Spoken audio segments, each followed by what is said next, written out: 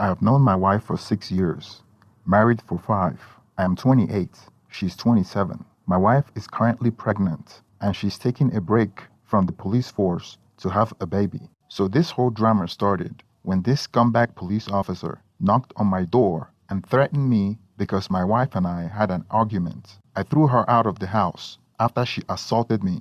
We got into a physical altercation, which she initiated, and I kicked her out of the house. He thought that because he has a badge, he could do whatever he wants. The police officer is my wife's patrol car partner back when she was active. They have been partners for a little over a year now. My wife has been in the police force for 4 years. Ever since she started partnering with this guy about 1 year ago, she has been acting strange, and our marriage has been deteriorating. We got into an argument, and it escalated to a big fight. She was the aggressive one. She hit me first. I kicked her out of the house, and then she called him. He showed up at my door, telling me that if I keep provoking my wife, he's going to throw me in jail. I have always suspected that there was something going on between them. Now I'm sure of it. Let me give you guys a background that predicated this incident. Back when my wife started thinking about becoming a police officer, it was at the time she graduated from a community college with a degree in criminal justice. I was in between jobs at the time, and we were struggling with money.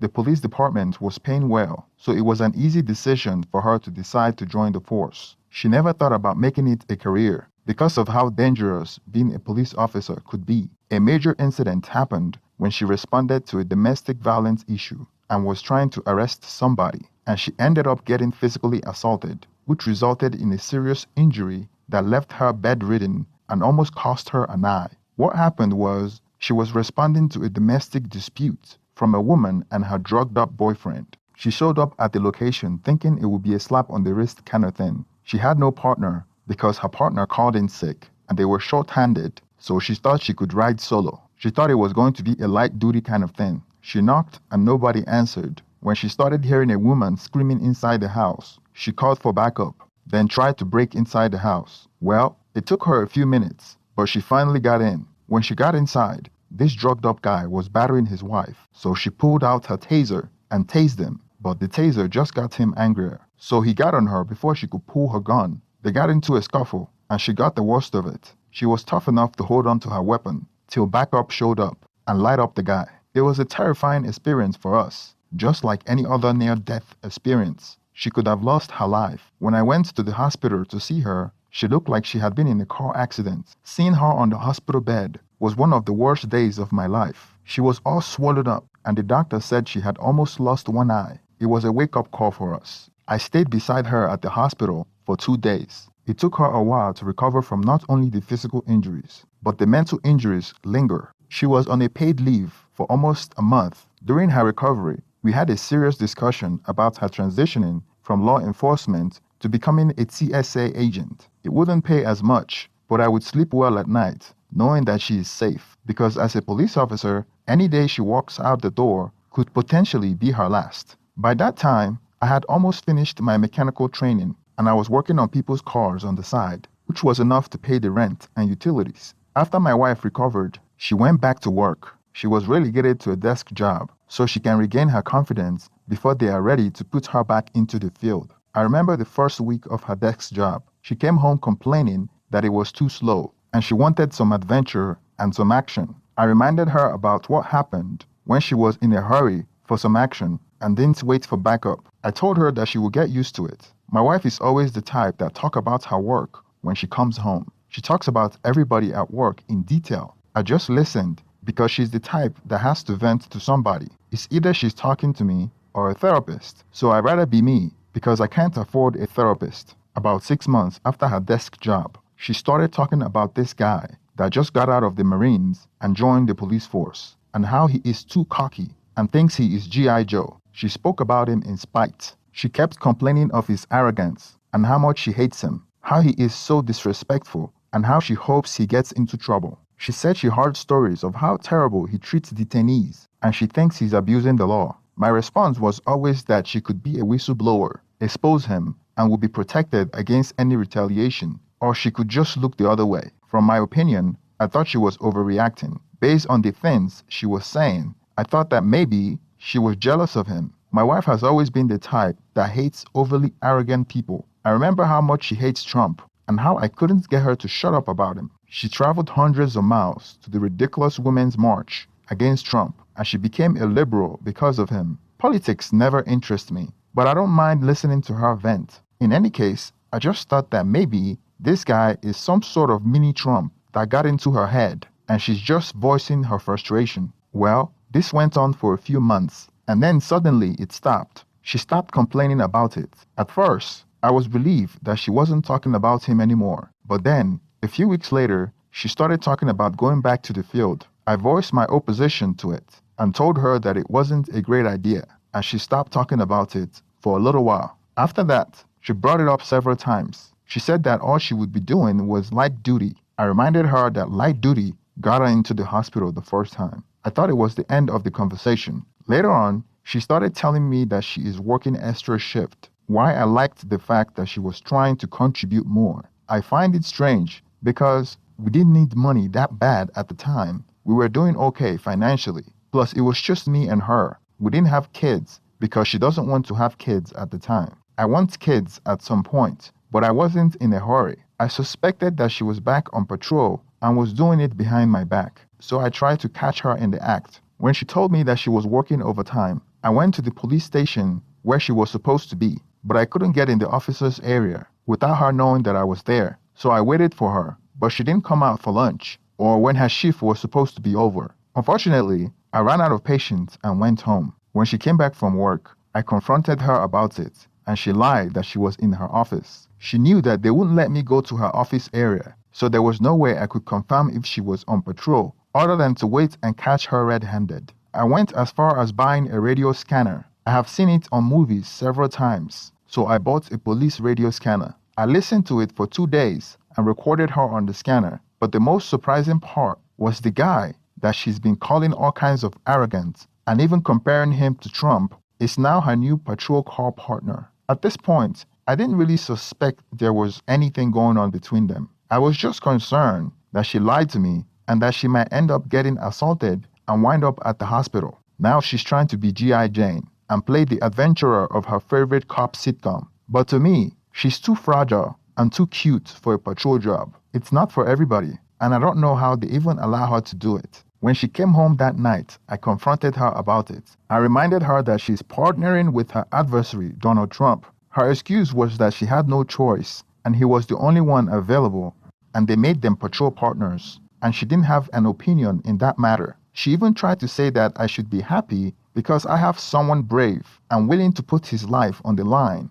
partnering with his wife, because that makes her safer. I told her that she wouldn't need any protection if she had stayed at her desk job or quit the police force altogether. But she dismissed my concerns. After I caught her in her lie, she started opening up about how she likes the police force and feels invigorated, and how she wants to be a detective and move up the ranks. It was obvious that somebody has been feeding her lines. She must have been listening or being influenced by her new patrol car partner, and now she's sounding more like him. That should have been a red flag, but I ignored it because I trusted my wife. I could slowly see my wife change from someone I know to somebody I didn't even recognize. The topics she now talks about are different. She doesn't even talk to me the way she used to before. Her hours are all over the place. We normally schedule time to spend together, but she's not willing to spend time with me anymore. She would tell me that she had a commitment to be patrolling with her partner because he wanted to work overtime. My plans are now based on when her patrol partner decides to work overtime. She would change plans on me at the drop of a hat to join this full-on patrol. I told her that this is not the platoon and you guys are not at war, so you can't cancel time with your husband to spend it with your work partner. Police or not, he can get another replacement. Then she responded that she didn't want to disappoint him, which absolutely drove me nuts. That was when I started suspecting that she might be having an affair. When I confronted her with my suspicions, I told her that she needs to stop partnering with him because I think that they are having an affair. She called me insecure and said that he is married with kids. And I quote, she said, he never cheats on his wife. That told me everything that I needed to know. So the choice of who sleeps with who is in his hands, because if she says that he would never cheat on his wife, then that means that she had attempted to cheat with him. She said I was reading too much into it. She said that women at work are constantly hitting on him, but he remains loyal. Even on her Facebook pictures, he likes all her photos. I mean, who does that? Who likes all the photos of a married woman? I confronted her with that, and all she said was that he was just her work partner. From then on, our marriage was on the rocks. I started to disdain my wife because she wouldn't stop working with this guy, and it seemed like she didn't care how unpleasant it made me feel. Even at some points, when I was giving her too much grief about it, she told me that she stopped. But when I asked people at her job, they would confirm that he was still her patrol partner. At some point, she started saying that she needs a break from the police force so she can have kids. She said she would stop taking her birth control. I didn't find it suspicious or anything. I suppose because her partner had kids, she wanted to mirror him, plus I wanted to have kids as well. About a month later, she got pregnant. A little over 3 months after, I accepted a lucrative job as a field technician. So basically, I work as a service technician for a medical equipment service company. The money was better than being a mechanic. It was too much to resist, so I was traveling 3 days out of a week. At this point, my wife was about 3 to 4 months pregnant and taking some time off work, so I was the sole breadwinner. I thought it was strange for her to be staying home all day and doing nothing, but I didn't think too much about it. After a conservative 3-day travel, I came back home one day, and my neighbor that I was friends with, because I had worked on his car for free several times before, told me that this police officer came by my house 3 days in a row and stayed there for hours. Back then, my wife wasn't working. She was taking some time off, so there was no reason for a police call to be there. When I came home, I confronted her about it. At first, she denied it, and then I told her that I have someone watching the house. Then she started saying that I was gone, and she needed some company, and that it was just an innocent visit. I told her that she can call any of her friends to keep her company. Why him? She claimed that I was making this a big deal, when it shouldn't be. I told her that I don't trust her anymore, and I believe she's having an affair. She lost it with me, started calling me an insecure person. I told her that if she wasn't such a harlot, I wouldn't be insecure. She slapped me twice on the face, tried to do it the third time, before I grabbed her hand to prevent her from hitting me. She was 5 months pregnant at the time, so I wasn't too rough with her. I was just defending myself. Her reactions wasn't too surprising to me because she had been physical with me a couple of times, and from experience, she resorts to violence when she's at fault, and she has lost the plot. I wrapped both of her hands, turned her around, lifted her and carried her to the front exit door as she struggled to get away. She was screaming and calling me all kinds of names, trying to get away from my grip. As I carried her out of the house, I knew the neighbors must have heard us. I wasn't going to let her stay in the house that night.